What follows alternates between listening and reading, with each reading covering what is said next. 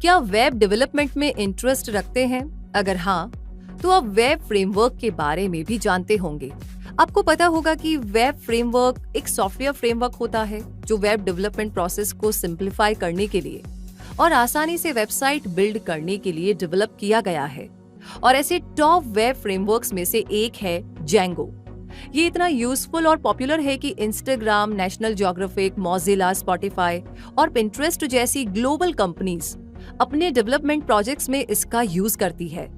ऐसे में आपको ये भी जरूर से जानना चाहिए कि जेंगो किस तरह का फ्रेमवर्क है, ये किसके लिए यूजफुल है, इसके क्या यूनिक फीचर्स हैं और इसे कैसे सीखा जा सकता है। जेंगो से जुड़े ऐसे और भी बहुत से इम्पोर्टेंट सवालों के जवाब आज इस वीडियो में मिलने वाले हैं, इसलिए वीडियो को लास्ट तक जरूर देखिएगा। तो चलिए शुरू करते हैं और जानते हैं जेंगो के बारे में। जेंगो एक free open source Python framework है जिसका यूज तेजी से एफिशिएंट वेब एप्लीकेशंस क्रिएट करने के लिए किया जाता है। इसके जरिए डेवलपर्स कॉम्प्लेक्स, सिक्योर और स्केलेबल एप्स बड़ी तेजी से बना सकते हैं। इसलिए ऐसा हर बैकएंड और फुल स्टैक कोडर जेंगो को अपने टूल बॉक्स में रखा करते हैं, जिसे एफिशिएंसी और क्लीन कोड पसंद होता है। जेंगो पाइथन प्रोग्रामिंग लैंग्वेज से सपोर्टेड फ्रेमवर्क है, इसलिए पाइथन की पॉपुलैरिटी इसे भी डेवलपर्स के बीच काफी पॉपुलर बनाती है। और फिर जो डेवलपर्स पाइथन में एक्सपर्ट हैं, उनके लिए इसे सीखना बहुत ही आसान हो जाता है। इसका यूज करके कोई भी प्रोजेक्ट डेवलप किया जा सकता है। स्ट्रेट फॉरवर्ड और हाई लोड एप्लीकेशंस दोनों के ही डेवलपमेंट के लिए इसे परफेक्ट माना जाता है। इससे मैक, लिनक्स और विंडोज बेस्ड प्रोजेक्ट्स आसानी से डेवलप किए जा सकते हैं। इसलिए डेवलपर्स अपने प्रोजेक्ट्स के लिए इस फ्रेमवर्क को प्रेफर करते हैं। जेंगो एमवीटी यानी मॉडल व्यू टेम्पलेट आर्किटेक्चर पर बेस्ड है। ये एमवीटी वेब एप्लीकेशन डेवलप करने के लिए एक सॉफ्टवेयर डिजाइन पैटर्न है। इसमें एम यानी मॉडल आपके डेटा के इंटरफेस की तरह एक्ट करेगा। ये डेटा को मेंटेन रखने के लिए रिस्पॉन्सिबल होता है।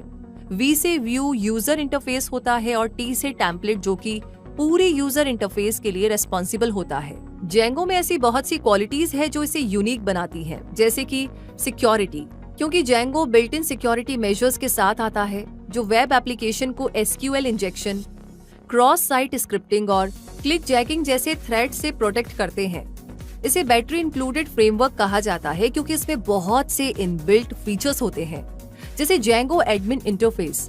इसमें एक एप्लीकेशन बहुत फास्ट बनती है, इसलिए टाइम बेस्ड प्रोजेक्ट्स में इसे प्रेफरेंस दी जाती है। इसका डिजाइन इसे स्केलेबल भी बनाता है और इस ओपन सोर्स सॉफ्टवेयर के सपोर्ट के लिए डेवलपर्स की लार्ज कम्युनिटी इन्वॉल्व होती है, जो एरर्स और बग्स को फिक्स करने के लिए एक्टिवली काम करती रहती है। यानी इसका कम्युनिटी सपोर्ट काफी अच्छा है। जेंगो क्या है और इसकी क्वालिटीज क्या क्या हैं, ये जान लेने के बाद अब ये जानते हैं कि कौन से डेवलपर्स के लिए जेंगो लर्न करना फायदेमंद होता है। तो Python developer, application developer, backend developer, front end developer और फुल स्टैक डेवलपर के लिए ये बहुत ही बेनिफिशियल रहता है। अब सवाल है कि वो कैसे। तो Python developers software and web applications develop करते हैं, टूल्स बिल्ड करते हैं और एप्लीकेशंस बनाने के अलावा बैकएंड प्रोफेशनल्स के साथ कोलैबोरेट भी करते हैं। जेंगो लर्निंग से इन्हें पाइथन बेस्ड कोडिंग प्रोजेक्ट्स को एक्सीलरेट और इम्प्रूव करने में हेल्प मिल सकती है। एप्लीकेशन डेवलपर, जिन्हें सॉफ्टवेयर डेवलपर भी कहा जाता है, ये सॉफ्टवेयर फंक्शनैलिटी और ऑप्टिमाइजेशन को सपोर्ट करने के लिए कोड लिखते हैं और उन्हें मॉडिफाई करते हैं।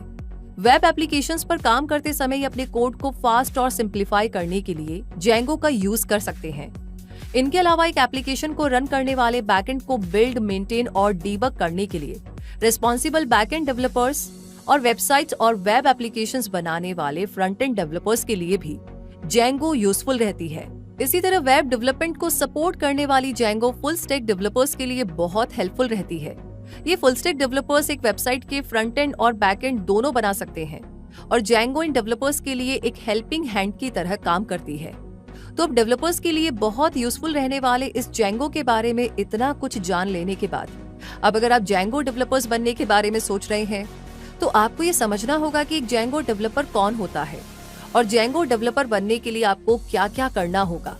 तो जेंगो डेवलपर एक ऐसा सॉफ्टवेयर प्रोफेशनल होता है जो वेबसाइट्स को बिल्ड करने के लिए जेंगो फ्रेमवर्क में काम करता है और इस जॉब रोल के लिए डिजर्विंग कैंडिडेट बनने की आपकी शुरुआत होगी ऑनलाइन कोर्सेज से, क्योंकि जेंगो ऑनलाइन कोर्सेज और ट्रेनिंग प्रोग्राम्स के थ्रू आप अपनी स्किल्स और नॉलेज एनहेंस कर सकेंगे।